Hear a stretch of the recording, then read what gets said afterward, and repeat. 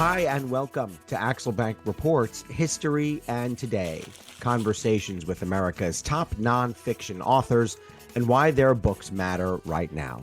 I'm Evan Axelbank, and today we're going to speak with Julian Zelizer, the author of The Presidency of Joseph R. Biden, a first historical assessment. He's written or edited more than 24 books and is a professor of history and public affairs at Princeton University. Thank you so much for being here, Doctor.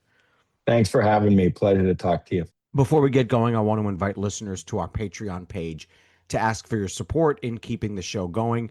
Go to patreon.com/AxelbankHistory. We're going to donate part of your contributions to a charity for children's literacy. And also AxelbankHistory.com is designed by Nikki Rideout of Ellie Claire Designs. It has our most recent episodes, our featured episodes, and a link to that Patreon page. So check out AxelbankHistory.com and Nikki's work. The most memorable moment of the Biden presidency is what you opened the book with, Doctor. The moment that Joe Biden did more than just flub the debate with then former President Trump. He out and out failed on the national stage and has just been reported by his own wife that he walked off the stage and said, "I just effed up, didn't I?" And she said, "Yeah, you did." That moment set in motion the elevation of Kamala Harris as the party standard bearer and perhaps saved numerous Senate and House seats for the Democrats. But it now also overshadows what makes up the other 17 chapters of the book, the rest of the Biden presidency. It was only 4 years, but it was a consequential 4 years beyond the looming ascension of President Trump. I'll go through a few of them. January 6th, the investigations, the COVID response, the pullout from Afghanistan, the response to October 7th, 2 or 3 very consequential bills. We're now 2.5 years removed from the Biden era. Is that enough time to take stock of not just his administration, but any administration? It is. I mean, this book is part of a series I've been doing since George W. Bush was president. And the premise is there is a first take, and there's always a first take by historians. It could be 2 years, it could be 20 years. That really depends. But I think you can start right away. I think historians come to a presidency with a particular perspective. You tend to think of the presidency outside the 4 years. You've been thinking about what happens in the 20, 30 years that come before. And so the premise of this series is that you can start to put the presidency in context. You could start to try to make sense of what was new and what was not new and what is most interesting and relevant of a presidency. And finally, it's a first take. And I say that very explicitly. The point of these books has been to start an ongoing conversation that never ends. I mean, the truth Right. is, We're still there's never analyzing the George moment Washington. Yeah. we never know this is the legacy or we have finally settled. And so yes, I think it's actually good. There's advantages I can talk about to starting early rather than starting down the road. Well, you're right that 5 days after the debate, you could kind of sense the way this was going, and you started discussions on how and when to solicit essays for this book. Why do you prefer soliciting essays, collecting essays from various people, as opposed to going into the archives yourself and interviewing and rewatching thousands of hours of old footage and writing a traditional biography? I mean, I do that, and I'm usually working on a full scale Yeah, book. I am 27 right. I books. mean, Yeah. I just finished a book that is that model, and so this is different. And so part of the idea, to do kind of right away and to do when this is fresh would be very hard. The archives are not out there, so what you're really working with the authors in these books are government documents, investigations, and the press and interviews, for example. And finally, there's something I always find energizing about bringing together different voices, different scholars. They don't all agree on what we're doing. And it's something I can't do on my own. So the point is to give different views right from the start and to capture some of the debates rather than just having my own voice be the only one that the reader hears. Joe Biden is one of 4 American presidents born in the 1940s. Believe it or not, he was once young. Take us all the way back to the beginning for him. At what point in his life do we see the seeds planted for a politician? It's a great question. And look, I really think of him as a product of the 60s and early 70s, even more than the World War II era.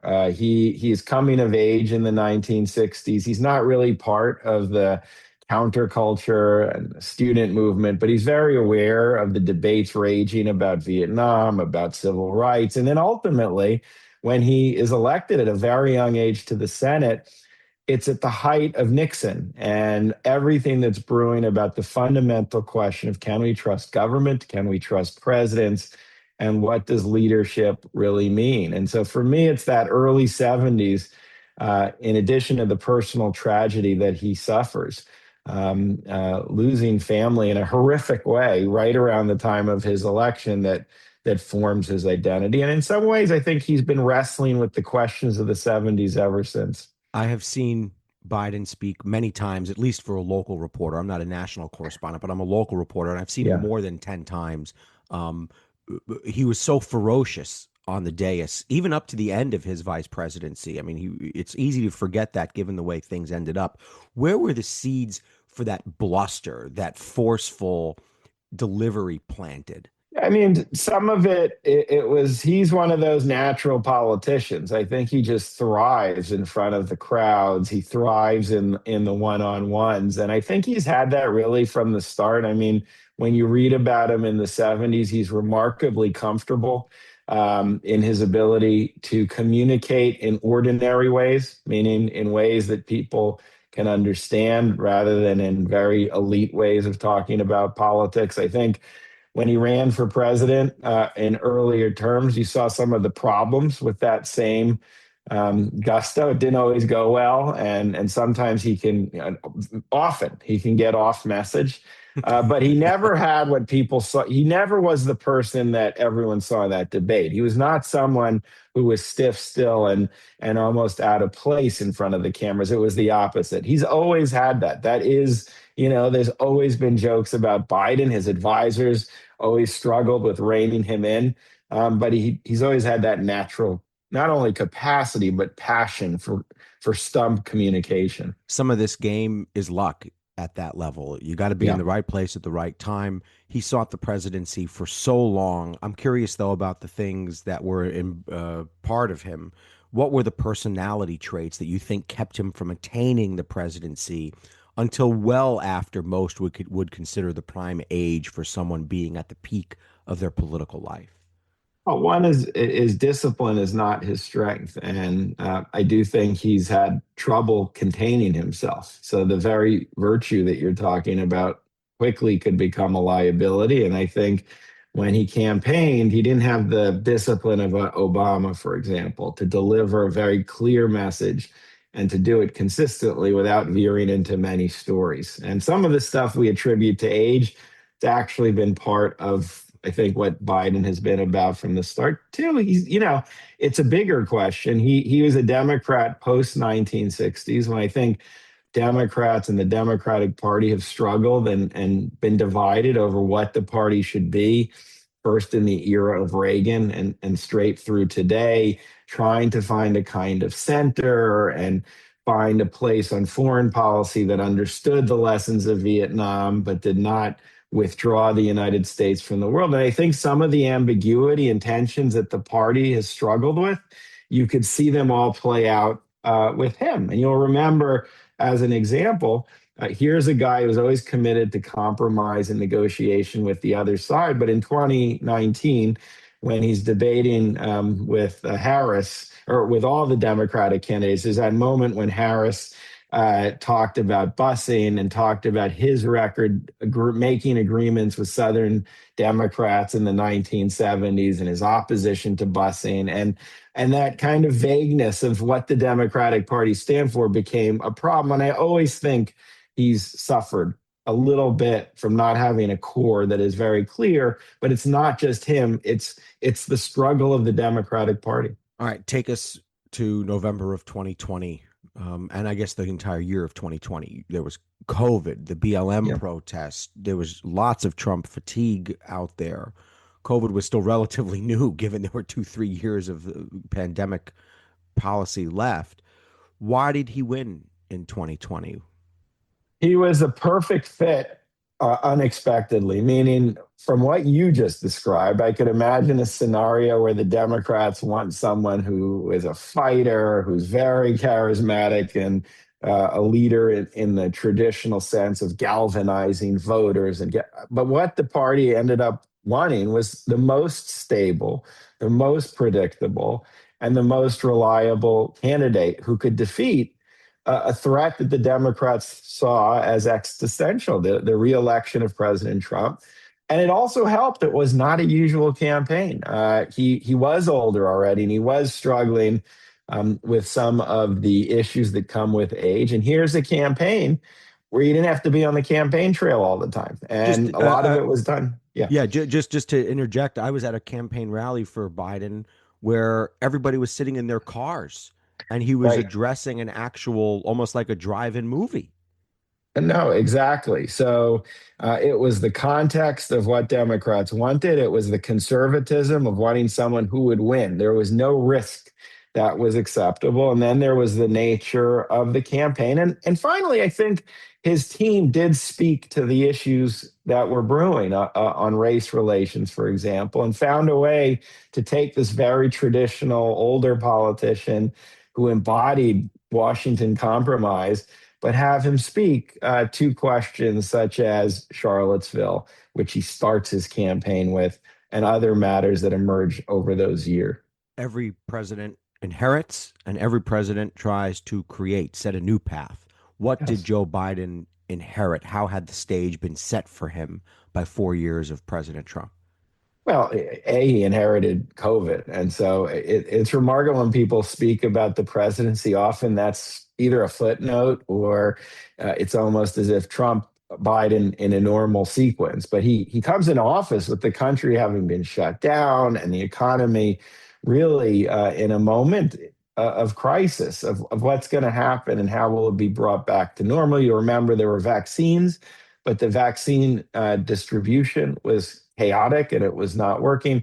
So he inherits all of that. He inherits longer term issues as well, such as immigration, where since the 1990s, the parties had really been fighting over what the future of immigration should be as the Republicans moved to a much more hardline position that rejected the idea of a path to citizenship in the way that even George W. Bush had still supported. So there's those long-term issues. And then he inherited, and I think in 2020 he was able to get through some of the divisions that Democrats have been fighting about in terms of where should the party move on some big questions such as government regulation of the economy and foreign policy.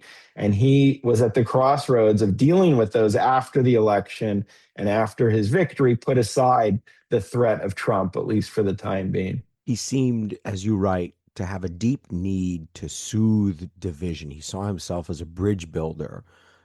Many would argue later on that that came back to bite him,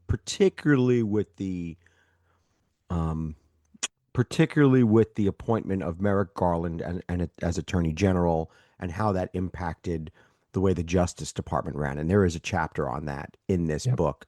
How did that impact? I'm sorry. How did that instinct impact the next 4 years? This need to build a bridge to all Americans.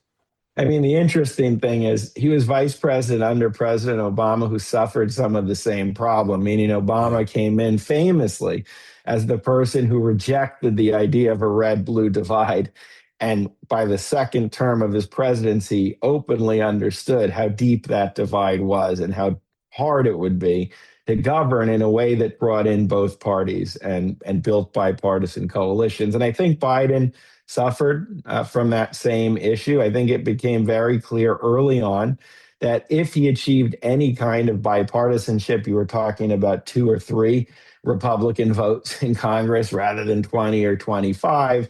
And that a lot of the electorate, whatever he did with the economy, with the climate, with foreign policy, would never like him. This is not an era of persuadable voters. And I think as his presidency unfolded, some of the energy he put into realizing the dream of bipartisanship and working across the aisle just wasn't working. And on certain policies where he thought and the administration thought they made great progress, such as the climate, or even in his mind on the economy, despite inflation, he was never going to persuade a lot of the country that this was a good thing. So he struggled with all that. With Merrick Garland, he faced an incredibly difficult situation. I mean, Attorney General Garland, here he is, and one of the biggest issues was a former president tried to overturn the election, and what do you do about that? And making it even harder, that person was running again in 2024. So it was accountability that Garland had to think about. Do you do nothing? Or do you try to achieve accountability, knowing this can blow up politically, which is exactly what happened? But Garland is slow as he tries to work his way through that. He believes, Garland and Biden, that if they do it slowly, they do it carefully, it would give it an air of legitimacy when they ultimately tried to prosecute the former president. I think they were wrong. The counter argument is the timing didn't really matter and the reaction was going to be the same. So what they did was lose a lot of valuable time and end up accelerating the investigation and prosecution right as the campaign was heating up, kind of opening the door to charges. This was all political. Before we get to some of the essays that are in the book, and I want to go through a couple of them specifically, I marked a few of them. I want to just ask about the production of the book and what your Sure. sort of goals were. Um, how did you view your job in writing the leadoff essay as you picked up your pen, or I'm sure you write with a computer at this point? You're not Robert Caro, I guess.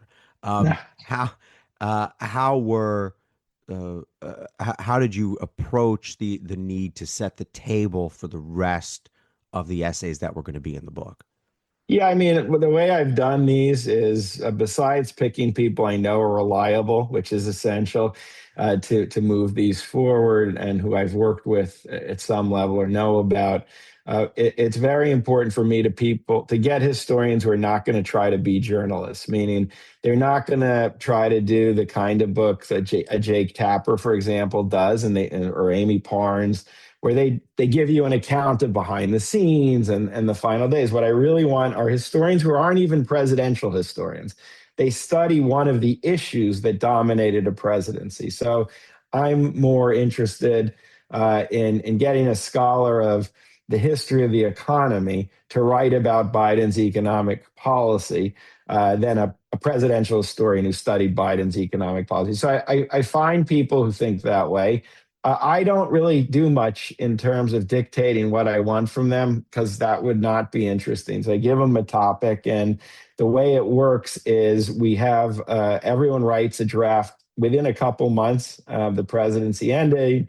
I have a workshop where we all get together for a couple of days, and just us, and we go through each chapter and kind of give criticism and work through that. And then I wrote mine already independent of what they are doing. But for me, the big question with Biden, besides the introduction where I just set up the book, was this question of can you really get through the red blue divide? Was the original promise that Biden aspired to possible in our modern political system, where in my mind, the sources of division are not one individual leader. It's not one issue. It's rooted in the way politics works, the way parties are organized, the way money works in American politics, the way the media is structured. And so for me, that would help set the template for all the different specific issues that President Biden ultimately dealt with. And that's how I do it. And then I edit each one. But my principle in editing always is to work within what the author wants to do rather than trying to set what the author should do. You picked the topics. How did you pick the topics? You wound up with 17 or 18. How many could you have picked? Did you have a list of 30 or 40 that you drew from? Yeah, no, I could easily pick more than that. That's the hardest part of doing any of these books. And I don't try to cover everything. I mean, I never edit these books. I didn't edit this book with the idea of getting everything that the Biden administration, the Biden presidency was about. I'm just trying to get, the most significant in the era issues that I can see. But I also want issues that get beyond, again, the day to day questions about the Biden presidency, but that tap into longstanding questions which have been brewing in American politics for a long time.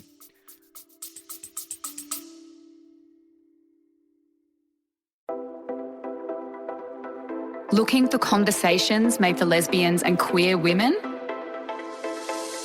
Welcome to LOTL Lounge, the home of bold stories, brilliant artists, and the voices shaping our community. From lived experience chats to deep dives into queer culture, every episode celebrates lesbian life in all its colour. Search LOTL Lounge wherever you get your podcasts and join the conversation.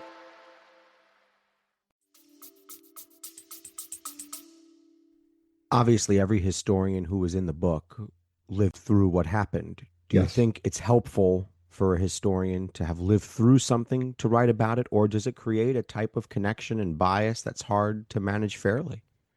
It's really helpful, actually. I mean, I think that the challenge of bias never goes away. It's what we said earlier in terms of there's never a moment where legacy is understood and officially put to rest. It's an ongoing debate.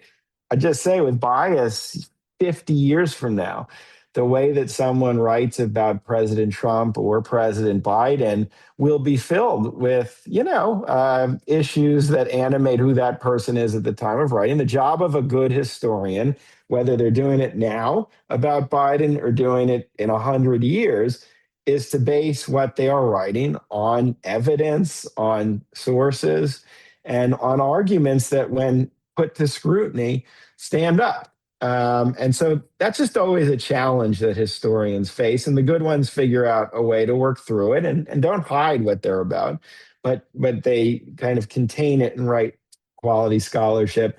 I think the advantage that I've discovered in this series in more ways than anything else about living through it, is you really have a feel for the people who you're writing about, for the mood of the nation, for the tensions in the population in a way that's so hard.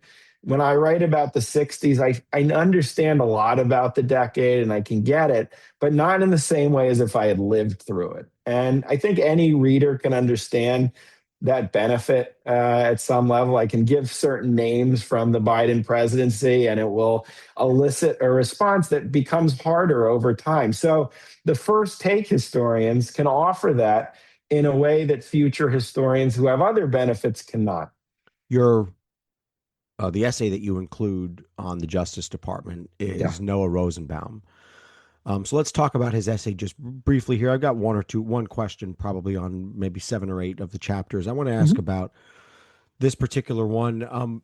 Living through this, you realize that President Trump's, if he has any skill, it's to get into the heads of the people who are fighting against him, or into his opponents' heads. And that seemed to me to be very clear as the Justice Department reacted to January 6th and the documents case in Florida. He was always saying things that seemed to impact the way they investigated and how they were worried about the way the investigation would play and what he would say about their investigation. What evidence did you see that President Trump was able to sort of game them in the way they went about their investigation? And what did Noah conclude about these Justice Department efforts to hold President Trump accountable?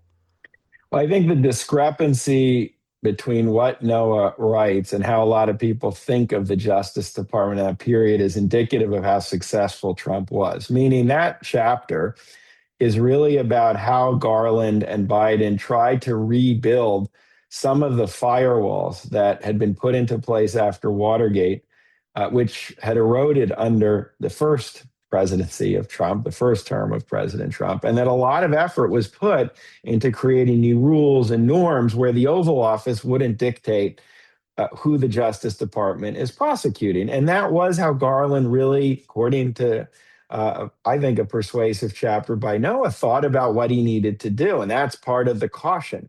He was very committed not to allowing Biden's political interests to converge, especially on this issue, with what DOJ was doing, to the point it didn't even stop, investigations into Hunter Biden, the son. But in the end, I don't think a lot of Americans think of the Biden presidency as being particularly successful, and we see how quickly what Biden did is unraveling. And part of it is, I think, how Trump weaponized the investigations against himself. He understood that one of the ways to fight back against legal challenges is in the court of public opinion. And every time the investigation accelerated on any of them, he argued this was simply politics. This was simply a way to go after him. And that's why he was the underdog, even though he had been president of the United States. And I think he was pretty successful. And more importantly, since his second term, unraveled a lot of what Noah wrote about. So the whole point of the essay is actually how much progress Garland had made in rebuilding some of the important reforms from the post-Watergate era. Sean Vanatta tackled Biden and the economy. The big one is the Inflation Reduction Act. That was a massive bill, and it took a lot of muscle to get that through. It barely passed, but it did. How well did the IRA work versus how well was it sold to the public? Yeah, I think both. So here's three answers to one question. One, I think the chapter shows this was an incredibly ambitious program that went beyond the emergency of COVID. And it was really an effort to strengthen a new vision of industrial policy, of how the government would play a role in moving the country into a new era of economic growth and an era of semiconductors and increasingly AI, and that there was a lot of promise to what Biden was going to do. But the two problems were, A, it in the end does not do enough to contain inflation. And I think the essay argues it in some ways does help to fuel it and becomes a problem for the administration that many Americans feel. And second, and this is a consistent theme in a lot of the essays, there's just a remarkable failure of not just Biden to personally be able to communicate and sell policies, but really not understanding the new world of media and how it works and how to take a program like this major economic policy and sell it through the various channels, so to speak, that politicians now have to operate in. And his opponents understood it very well, including then former President Trump. There were times I was like, this guy thinks it's the 80s. Right.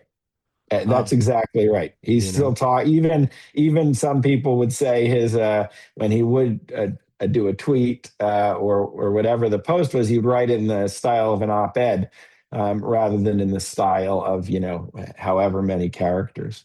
Maria Garcia wrote about Biden and immigration. I cover politics in Florida. I hear a lot of Republican talking points. I work with a lot of Republican politicians in producing stories, and they said over and over and over, Biden opened the border.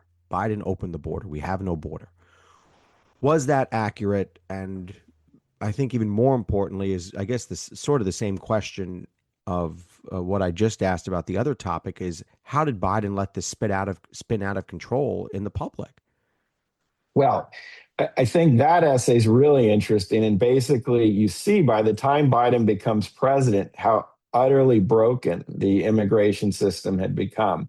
It had been broken because for decades, again, you could argue since the mid-'80s, when the last major immigration reform passes in '86, Congress never is able to put forward a comprehensive immigration program that would both have strong borders, but also rational and efficient paths to citizenship. And so this had been a brewing problem that got worse and worse. And then in his first term, she shows, President Trump really accelerated pretty draconian policies to block people from coming into the country. And COVID creates just a huge window. So in this essay, it's not as if Biden comes in and breaks everything. Biden comes in an incredibly fraught situation where change has to happen. And she goes through how he tries to reverse some of the policies with refugees, for example.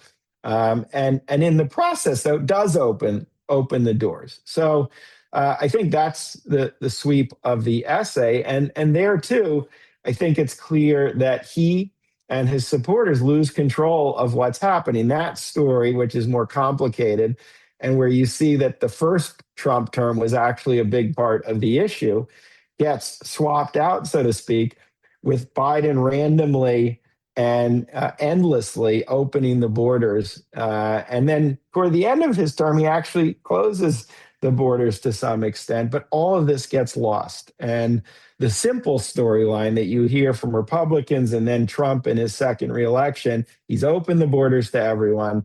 They want open borders only, the Democrats. And this is the crisis of our times, wins out as a narrative with voters. I was very glad to see the inclusion of Natalia Petrozzala in the book. She was on our show. Her history of exercise is fascinating. Great scholar. You write, or she writes, that Biden stepped into the culture wars when it came to education. It antagonized parts of the electorate. Biden seemed to misread the reactions that even his political opponents would have about his efforts to manage the country's education system. What didn't he realize going into the debates over books and trans issues and teaching and also the management of COVID that the Republicans really weaponized against him? I think one thing she writes about, which is really interesting, is the experience of COVID for parents, how much it had changed their understanding and fears of what's going on in the classroom. Because for a while, many parents were, including middle-class parents who frankly become important voters, they were watching what goes on in the classroom. They were seeing what kids were learning in ways that were very different than when you just drop your child off at school. And they were feeling more invested in what was happening as a result of the crisis of school closures. And I think she makes a case that this changed the political atmosphere, so that when Biden moved forward with many different kinds of issues and initiatives, some of which might have been very good and legitimate, he didn't have a total hold on how much anger was brewing in families and among school parents about what had happened. And I also think she shows just the impact that the COVID period had on school children, which parents were cognizant of, had developed a lot of anger and frustration. And in the end, I don't think he addresses that at all. I mean, I think that's part of her argument. And so then it's a setup by the time of reelection to use these different educational issues, some of which are purely symbolic. You're talking about a handful of schools maybe, or issues that aren't really relevant, but they made them something that approached a crisis very well because of that. Khalil Muhammad wrote about Biden and race. Biden would later get hammered by his opponents for saying that he would nominate a black woman to the Supreme Court. They argued that that seemed to be all he cared about. But he came into office at a time where there was enormous racial division in this country. The BLM protests were painted as riots by some. I'm curious as to whether Khalil concludes that Biden improved race relations in America or made them worse. And I want to just point out, there have not been race riots or even demonstrations since Biden took office. So did he soothe a wound that we had? Well, the heart of his essay, which I think is fascinating, and it's an example where Khalil didn't go in knowing this was what he was going to write. He genuinely made these discoveries as he really started to look through the record.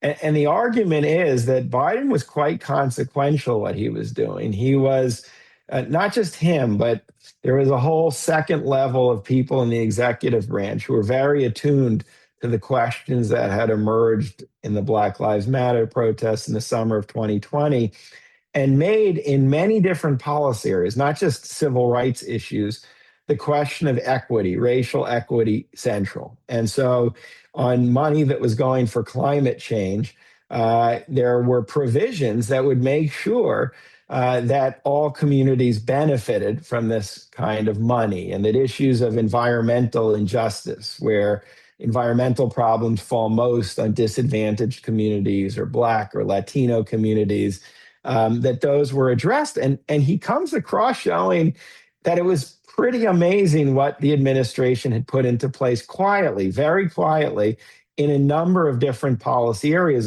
on the issues Sean writes about with the economy. These provisions for equity were everywhere. But he argues then two other things. Many Democrats didn't know about this because it was intentionally kept below the radar to take some of the heat away from the feelings of the summer of 2020, but to achieve real progress. But many of his supporters didn't get it or didn't really have a sense. And then he argues very provocatively, one set of policymakers totally understood how bold his equity agenda was, and now constituted the Republicans surrounding Trump, who wrote Project 2025, where equity and the equity agenda of Biden is everywhere in that document.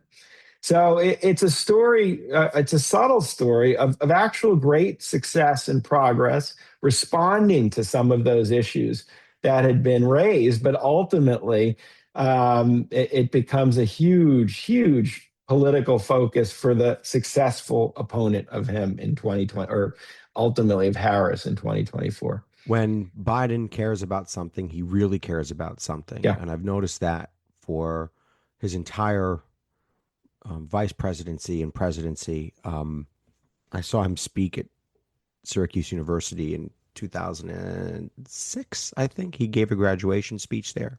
And I couldn't believe how much he seemed to care about the students and about their futures. Ukraine is one of the things that Biden really cared about. Ekaterina Pravalova wrote about Ukraine, and you remember he took that train ride through the middle of the night and got there and actually stood on what is essentially disputed territory in the middle of a war. That's extraordinary for an American president to do that. I think I would argue that Ukraine became his main triumph. The country still stands today. It's perilous, but it's still there. It may not have had someone else been president at the time. What were her conclusions about the way Biden managed Ukraine and marshaled support for sending support there, even without putting American troops on the ground?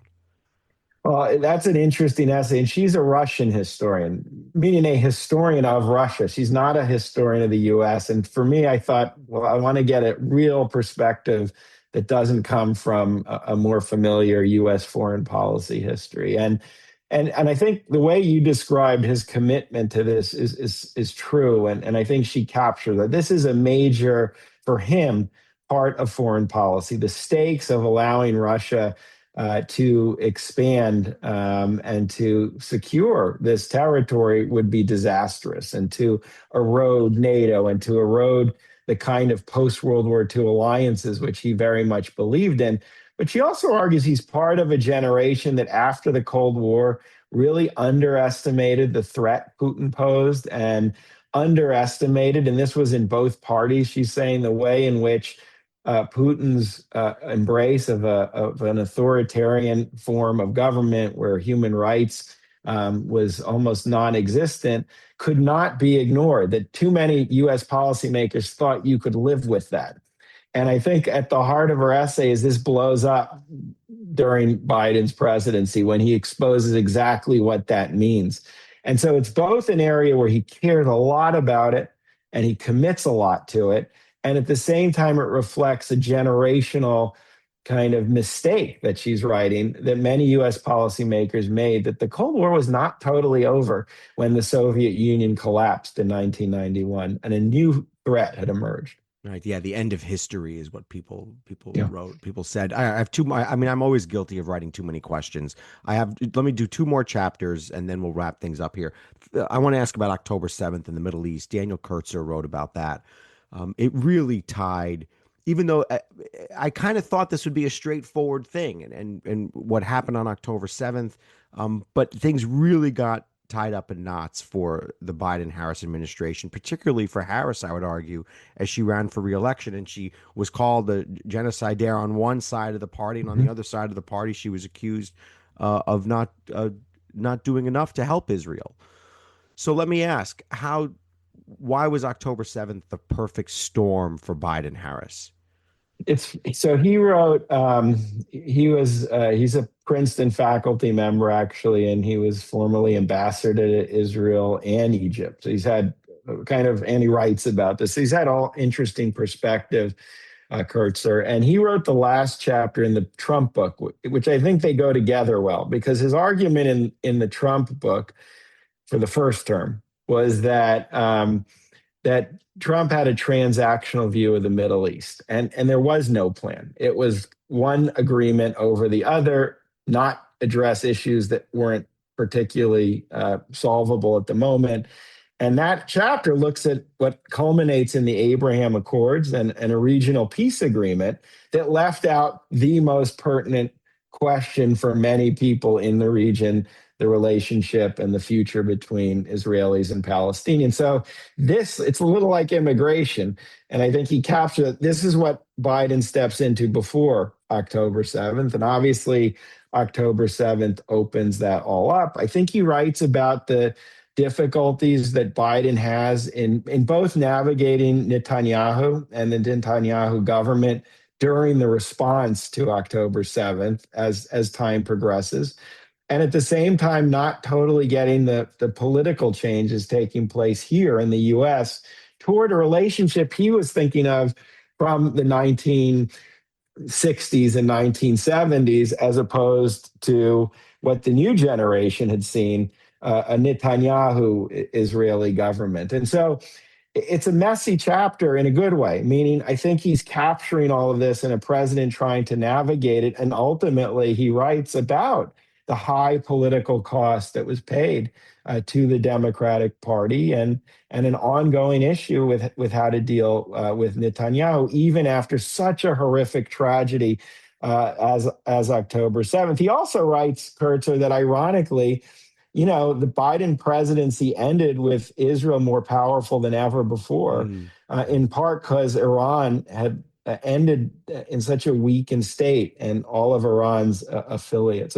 I found it a really interesting and complicated view of how this all unfolded. I was going to ask individually about Afghanistan, but let me just fold it into this more general question. Has history vindicated him on any of the major topics he battled? Afghanistan, COVID, the economy, Ukraine. Are we able to assess any of that? And maybe start with Afghanistan, which he was hammered for at the time, but he would argue, what else was I going to do? Right. I mean, I don't think the vindication on Afghanistan has not happened, other than people pointing out this was not the deal he made. It was the deal Trump made, and he was implementing it, and the implementation was done poorly. And that doesn't mean that ultimately the decision to do it was wrong. So I think as time goes on, the question will be what the options were, and in the end, extracting the U.S. from this. Was that not a good thing for foreign policy, even if there was huge political costs to him, and obviously human costs in the region? I think in other areas, though, I don't think it's happened yet. And that's an area where, beyond the authors, we're in the throes of politics. But I do think the authors point to many issues where people will take another look at what happened. I think this is a presidency that one image so captures how we think of the whole thing, the image of the debate. There's not a lot of moments like that in presidential history, but you see in this book that what this administration was not only trying to do, but actually was getting on the books, from equity issues in terms of race to a huge climate legislation to major economic initiatives such as investing in the semiconductor industry that were quite important, that this president was on the cusp of really something quite transformative. And the costs of the politics were huge, not just because Biden lost and the Democrats lost and Harris lost, but because that agenda then became totally vulnerable, since the successor was someone who was the antithesis of what Biden was going to accomplish. But I think people will look back at this record as Democrats, for example, figure out what should we be doing on issues such as affordability and whatnot, and see that Biden was actually onto some of this and actually making progress on some of these very questions. He handled the politics terribly, and the politics cost that agenda, but that agenda should not be ignored. And I think it'll get more attention as time goes on. One of the things about Joe Biden is that he was very proud to be president. He Yes. Had been in the Oval Office. It would be impossible to count how many times he'd been in the Oval Office through his vice presidency, through a very consequential senatorial career. This is somebody who was in the game a long time, and he finally made it to the Oval Office. How do you think he is going to look back in whatever remaining years he has left on his time as president? And that's a tough question, and I can't read his mind. I do think, and this was part of his attraction in 2020, and I think it will be appreciated more. He still believed in the democratic processes set up by the Constitution, and he still believed, even though he's a partisan and he's a tough Democrat, that the way government works and the strength of those processes matters as much as the output. And I think he committed himself to trying to recreate some of that normalcy. And I think even though that's not what we're living through, I do think he'll be proud that he was able to do that after the first Trump term. And I do believe he's an optimist, that he will have confidence that Americans will see ultimately that's the kind of leadership, whether you're Republican or Democrat, that you want. I think he will be proud. It's a little like Carter put all these issues on the agenda, like conservation, which today we look at as obviously important, but at the time no one cared about. I think some of the legislation that he was able to do, he'll be proud of. I think even if some of it's being dismantled, I think some won't, or some will be restored. And I think he'll be proud of that. And finally, I think there will be upset. I do think he, just like Obama, are fundamentally unhappy with who succeeded them and what they represented for the country and what they did for an agenda that they worked hard to build, not just policy, but again, with Biden, just the way government could work. So that will be the lament. But given his nature, I think he'll still be proud of a lot of what he did. Do you think somebody with his volume of experience will ever get elected to the presidency again? I mean, this is somebody who left a track record mile long before he was even in the Oval Office. And I just wonder if the country is going to have PTSD from the way he ran things, that is going to say experience may not be what we're looking for anymore. Well, sorry about the sound. Oh, no, it sounds great. It sounds fine. Okay. I think, look, we've been in a period since 1976 when Jimmy Carter wins the Democratic nomination, and he runs on the promise that you can trust him. And he runs not as a Washington insider, but as someone who will be outside, comes from outside Washington. And that's something to be proud of. We've been in this multiple decade period where the outsider is much more appealing than the person with experience. The only two exceptions are George H.W. Bush, who had been in government many positions, and then Joe Biden. Everyone else is governor, or even with Obama, had barely been in the U.S. Senate. And I think that's the bias of the country. We are in an era of distrust in politics, distrust in government. So it's very hard to sell yourself as a leader who's deeply invested in that very institution. And that's the reason you should elect them. Doesn't mean it's impossible. I mean, Biden won. And so there are circumstances that could lead the country to want a little more of that. And you can also imagine politicians who believe in experience and play to their own experience, but still can appeal to the excitement that exists within the electorate for something new, for someone who could break conventions and chart a new path for the country. So it's not impossible. But again, it is an era where that is not the kind of asset politically that Americans used to desire. All right. I've just declared you to be a designer. You are a monument designer. I want to ask, if you were tasked with designing a monument for Joe Biden, what would that monument look like and where would it be? Huh, that's good. Where would it be? It would be in Washington because he is a creature of Washington. So, and he, I would say, would never build his own monument. So Right. that in itself is a difference, nor would he want it. But it would be in Washington. And I am not an artist, so I don't know how you would design it. But for me, and this is as someone who studied Lyndon Johnson, studied presidents of that earlier era, a way to capture legislating in an image. It's not exciting for most people. It's not understandable. But I think for Biden, and you see this in his record, getting things into law is what a presidential legacy is about.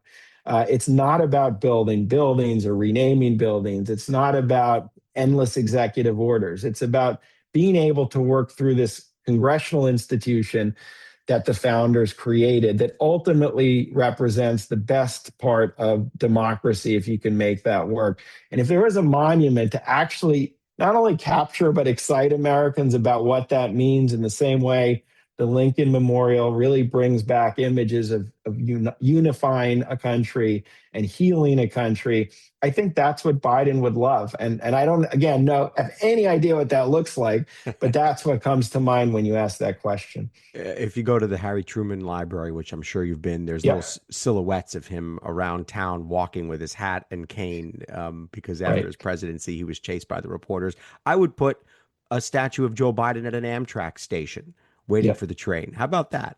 No, All no, right. that's good. Yeah, how about that? Well, all right, we'll pitch that together. All right, tell us about your dedication. I always ask about the dedication. Your dedication is in honor of every university president, federal judge, law firm, and news publisher who has demonstrated the courage and love of country to take a stand in defense of democracy. Why was that your dedication? Well, it's as a historian of this country's politics and its institutions, watching an administration the last few years go after so many of them and watching them become so fragile, it is always inspiring to me to see people in all of these who are not taking a stand against President Trump, but they're taking a stand for institutions that have mattered to this country. Again, whether they are good law-abiding law firms or universities that provide education. There's so many things about this country I think are phenomenal. That the people who have the courage to say no in difficult times and under pressure truly impresses me. And so I thought for this book in particular, at this moment, they deserve a dedication and they deserve acknowledgement for doing something we all benefit from. But the risks really often fall on them. And that's why I wanted to commemorate them. All right, Dr. Julian Zelizer, the author of The Presidency of Joseph R. Biden, a first historical assessment. Thanks so much for being here. Thanks so much for having me. Check out the book and also his Substack at Julian Zelizer at substack.com. I want to invite listeners to go to our Patreon page to ask for your support in keeping the show going. Go to patreon.com/AxelBankHistory. We'll donate part of your contributions to a charity for children's literacy. AxelBankHistory.com is designed by Nikki Rideout of Ellie Claire Designs. It has our most recent episodes, our featured episodes, and a link to our Patreon page. So check out Nikki's work. And thank you for listening to Axel Bank Reports, History and Today. Conversations with America's top nonfiction authors and why their books matter right now. Check us out on Facebook, Twitter, and Instagram at Axel Bank History. We will see you next time. Thanks.